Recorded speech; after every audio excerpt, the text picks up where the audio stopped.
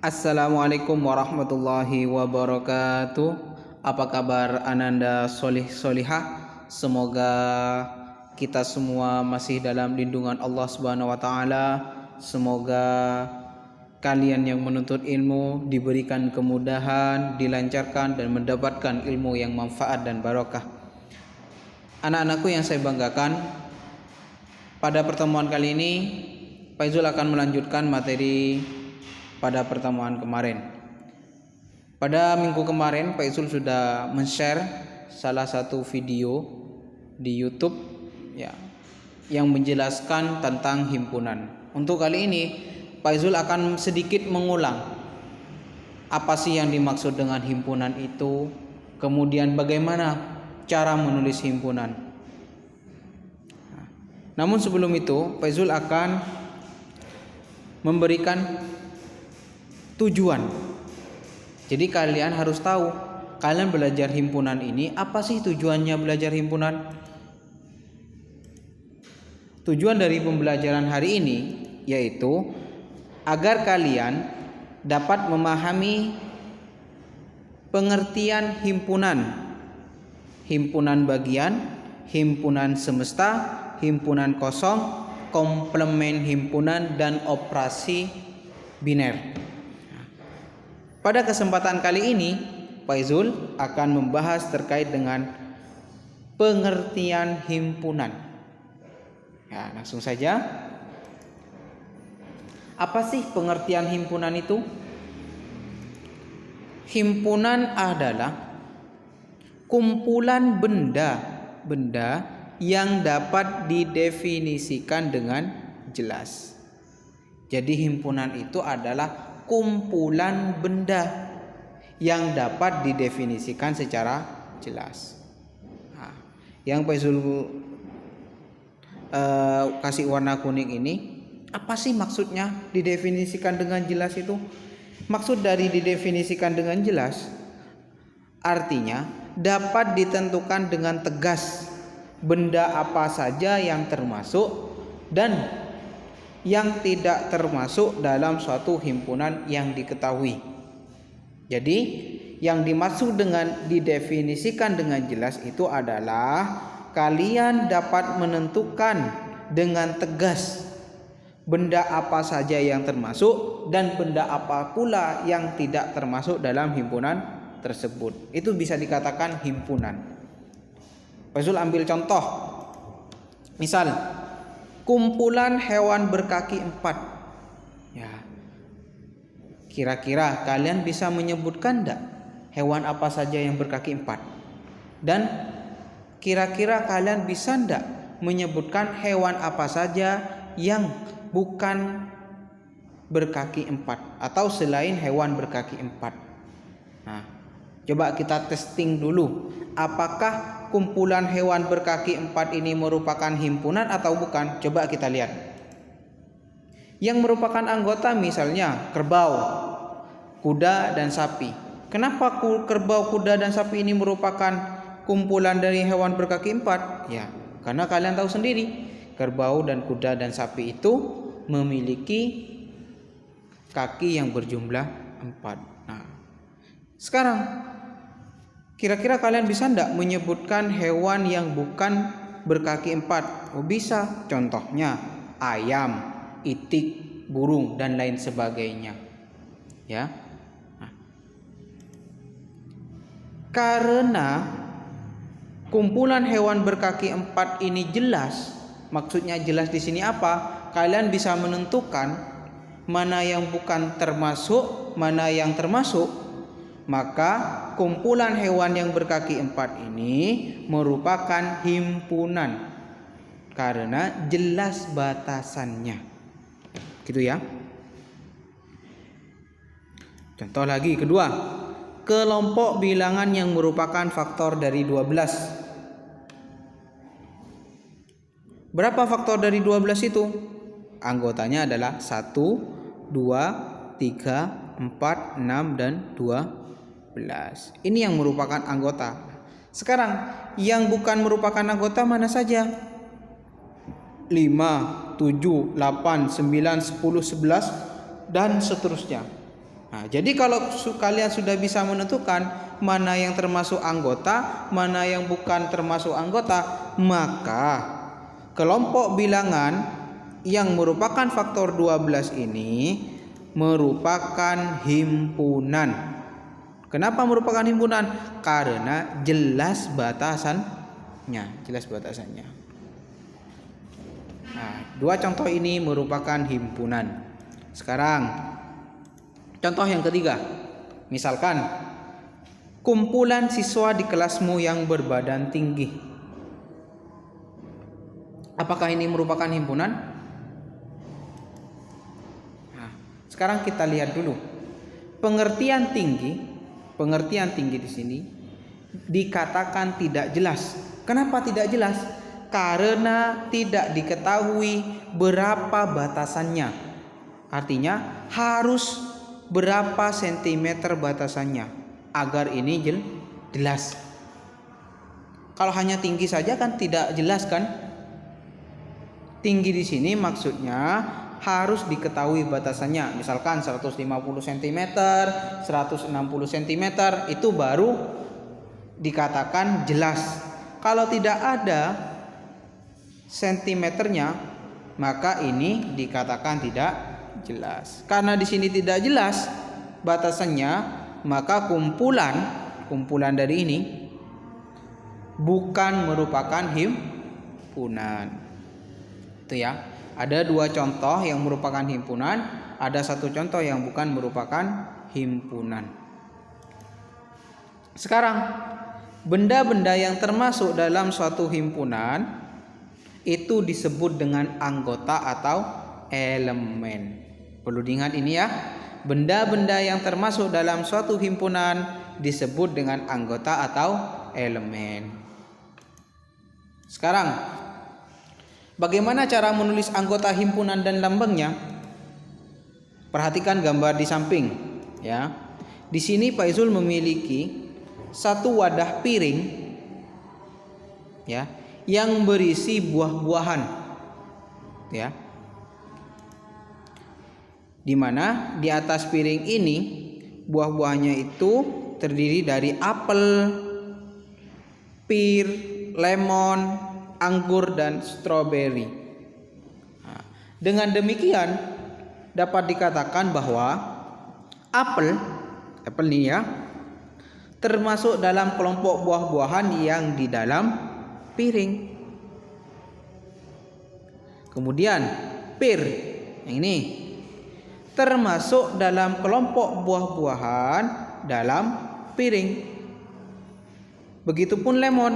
Lemon juga termasuk dalam kelompok buah-buahan dalam piring dan seterusnya sampai stroberi. Nah. Meski di atas piring terdapat satu apel, satu buah pir, satu buah lemon dan 12 stroberi dan 10 anggur, tapi dalam penulisan keanggotaan himpunan, tiap-tiap kelompok hanya ditulis satu anggota saja. Pak Izul ulang, meskipun di dalam piring ini terdapat lebih dari satu jumlahnya, maka ketika ditulis dalam himpunan itu hanya ditulis satu anggota saja. Jadi anggota yang sama hanya ditulis satu kali. Karena di sini ada stroberinya 12, jadi tidak perlu ditulis stroberi sebanyak 12 kali, hanya ditulis satu saja. Ini dalam penulisan himpunan. Aturan dari himpunan, apa saja aturannya itu? Yang pertama, himpunan dapat dinyatakan dengan menggunakan tanda kurung kurawal. Ya. Bukan kurung siku. Jadi kalian harus menggunakan kurung kurawal. Kurung kurawal itu seperti apa? Seperti ini, ya. Ini adalah kurung kurawal. Yang pertama. Yang kedua, biasa diberi nama dengan menggunakan huruf kapital. Ya, misalnya A, B, C, D, E dan seterusnya sampai Z.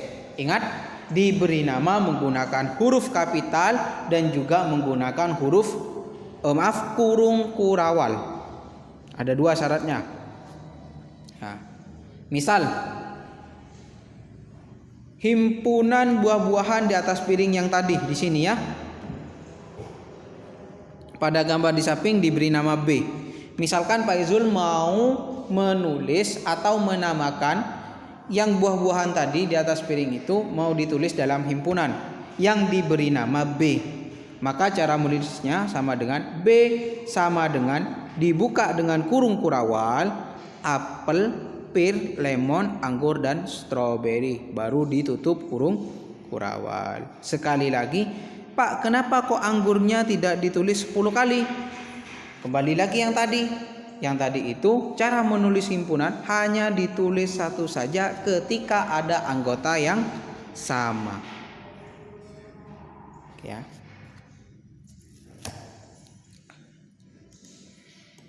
Nah. Dengan demikian dapat dinyatakan sebagai berikut. Nah, karena apel termasuk dalam himpunan B, apel di sini termasuk dalam himpunan B, maka apel anggota himpunan B. Ya, apel ini merupakan anggota himpunan B. Begitupun yang pir. Pir termasuk dalam himpunan B. Pir termasuk dalam himpunan B, maka pir merupakan anggota dari himpunan B. Sini ya. Dan seterusnya sampai stroberi.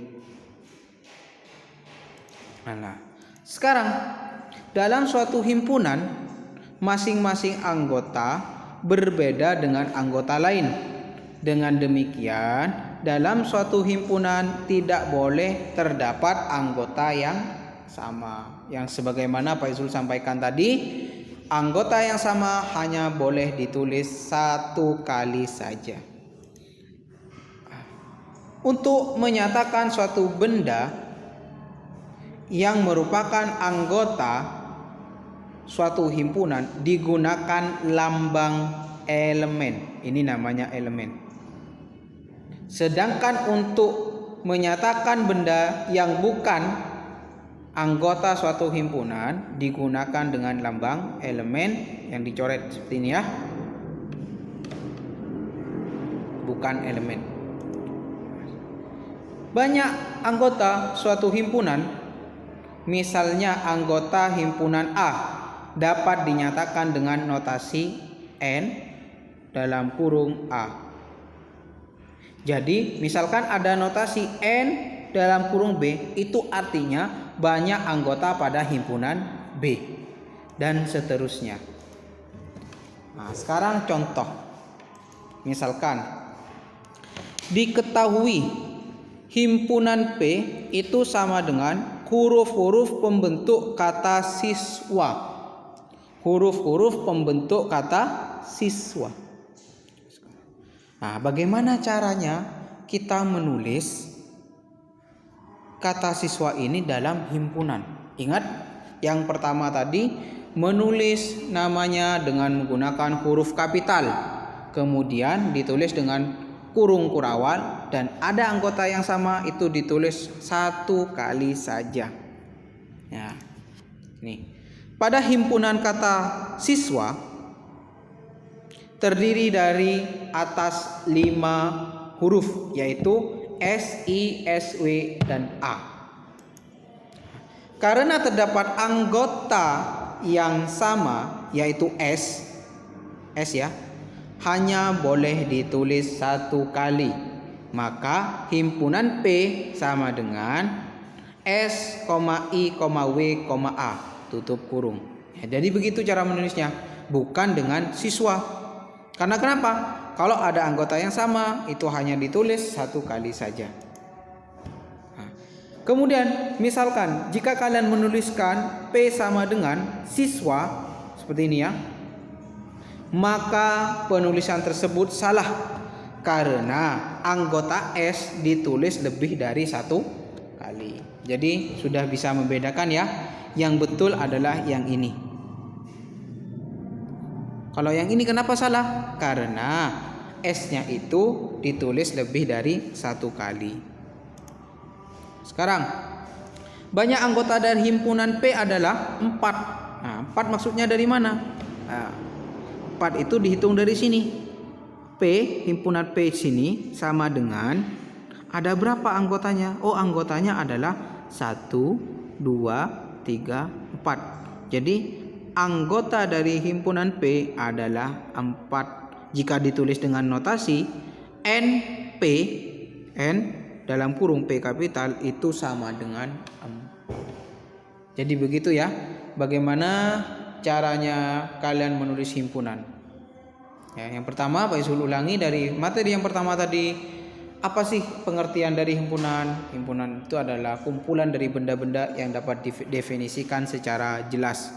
Kemudian bagaimana cara menulisnya? Cara menulisnya itu kalau kita lihat syaratnya ada 3. Yang pertama, jika ada yang sama, anggota yang sama, maka ditulis satu saja.